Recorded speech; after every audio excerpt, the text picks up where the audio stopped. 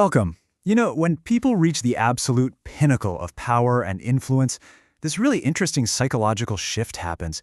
Okay, let's just dive right into this explainer. Because as we're going to see, a deal is a deal right up until it isn't. And to really understand the brutal reality of this idea, we are starting right on the blood-stained floor of the Roman Senate. Part 1. The Ides of March. 44 BC, Rome. Picture this.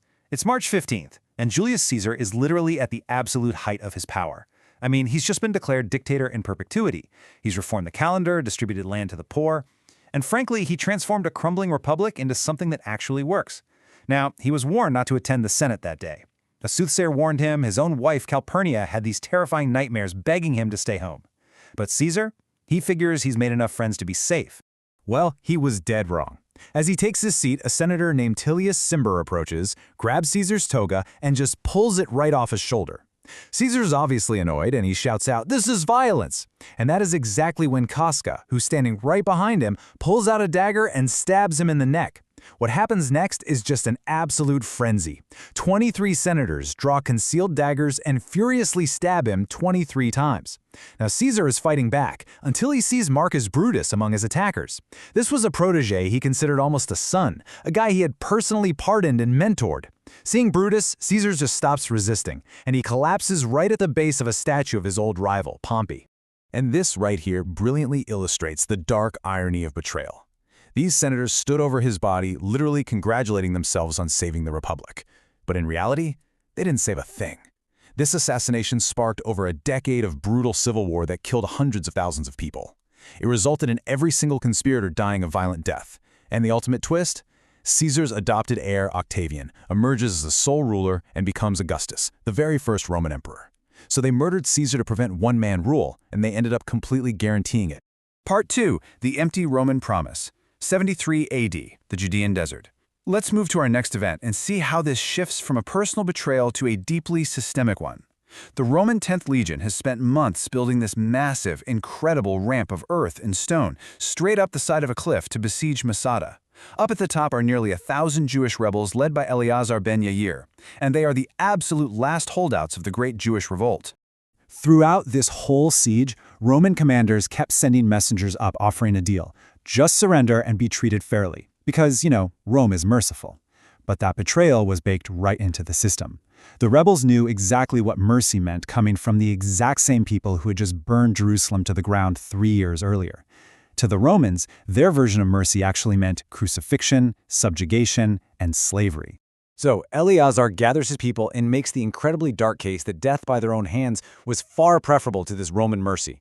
When the Romans finally breached those walls the next morning, they were fully expecting a brutal battle. But instead, nothing. Just silence and 960 bodies. The men had chosen to kill their own families, draw lots to kill each other, and they deliberately burned their food stores just to prove to the Romans that they didn't starve. They chose death over a false promise. Just 2 women and 5 children survived the entire thing by hiding out in a water system. Part 3. Constantinople's Broken Defense. 1453. The Byzantine Empire. Let's fast forward to the massive walls of Constantinople. This is a city that has stood for over 1,000 years and survived dozens of sieges. It was supposed to be completely impregnable. But right outside the walls is the Ottoman Sultan Mehmed II. And he's brought along this monstrous cannon capable of hurling 600-pound stone balls. Now, to put this mismatch into perspective, it is staggering. Mehmed has an army of 80,000 men. Emperor Constantine XI is trying to defend this massive city with maybe 7,000. Yet, against these literally impossible odds, a Genoese mercenary commander named Giovanni Giustiniani was successfully holding the absolute most vulnerable section of the wall. For 2 whole months, his men repaired the walls every single night and successfully held back every Ottoman assault. But then, on May 29th, the defense breaks from the inside. Giustiniani cakes a wound. It's actually not necessarily fatal, but he absolutely panics. Completely ignoring Emperor Constantine's desperate pleas to stay at his post, Giustiniani demands that the inner gate be unlocked so he can retreat and get medical treatment. And the moment that gate opens, his Genoese troops see their fearless leader fleeing, and they instantly assume the battle is lost. They abandon the walls, pouring right through the gap. The Ottomans see the opening, flood into the city, and Emperor Constantine XI ends up charging straight into the oncoming soldiers to his death. A 1,000-year empire crumbled into dust, all because one guy demanded a gate be opened. Part 4. The Ultimate Double Cross. 1532, the Inca Empire. Our next betrayal is just an absolute masterclass in deception. Francisco Pizarro has arrived with barely anything, just 168 Spanish soldiers, and he's staring down a civilization of 10 million people, ruled by the Sapa Inca Atahualpa, who commands an army of 80,000 elite warriors. By all logic, Pizarro should be dead within a week, but he has absolutely no intention of fighting fair. So how do you even pull a trap like this off? It was a cold, incredibly calculated sequence. First, Pizarro invites Atahualpa to a peaceful diplomatic meeting in the town square of Cajamarca. The Inca arrived dressed in ceremonial finery with 6,000 unarmed attendants because, nobody brings weapons to a peace talk. A friar named Valverde walks up, hands Atahualpa a Bible, and demands he submit to Christianity in Spain. Now, Atahualpa has never seen a book in his life. He listens to it, obviously hears nothing, and just drops it on the ground. Valverde immediately screams desecration, and Pizarro springs the trap. Cannons fire, the cavalry charges, and in just 2 hours, 2,000 completely unarmed Inca are slaughtered, and not a single Spaniard dies. So Atahualpa is captured, but he offers this staggering ransom for his life. He promises to fill a room 22 feet long, 17 feet wide, and 8 feet high with solid gold, plus twice that amount in silver. Over the next few months, Inca workers desperately strip temples of irreplaceable, centuries-old artwork, just melting it all down to fulfill the deal. To put that into perspective, the estimated value in today's money, we're talking about $50 million. And the craziest part? Atahualpa completely fulfills his end of the bargain. He actually does it. And the result? Pizarro takes the gold and has him strangled in the square anyway. His excuse was treason against the Spanish crown that Atahualpa had literally never even heard of. The Inca Empire collapses shortly after that, but there is some seriously dark karma at play here. Years later, Pizarro himself is betrayed and assassinated by supporters of a rival conquistador. He was stabbed to death in his own palace, reportedly drawing a cross on the floor in his own blood right as he died. Part 5. The Monster You Built. 1934, Bavaria, Germany. This brings us to what is arguably the emotional climax of our explainer today. Ernst Röhm is the leader of the SA. That's a paramilitary force of over 3 million men. Now, Röhm and Adolf Hitler go way, way back. Röhm is literally the guy who muscled Hitler into power. Without him, there is simply no Third Reich. They were so incredibly close that Hitler called Röhm one of the only people he ever addressed with the informal German du.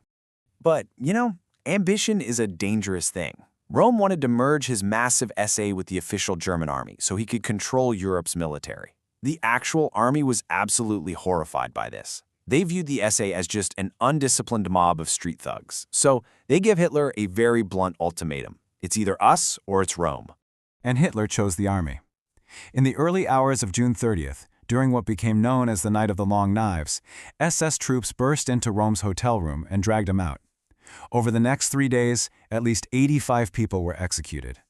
Rome was utterly confused by all this. He was convinced there had been some huge mistake.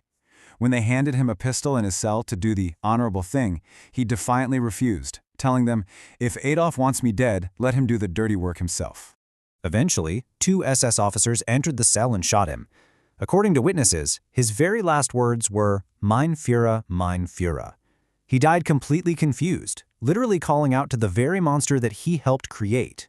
And the very next day, Hitler went on national radio, justified the entire purge as preventing treason, and the German public? They just accepted it. Section 6. History's hardest lesson. A deal is a deal, until it isn't. We've covered centuries of history today, but these distinct, spread-out events all point to one universal, timeless truth about just how extremely fragile human agreements really are. Think about the echoes here. Caesar's senators falsely trusted that murder would somehow save the Republic, only to completely destroy it.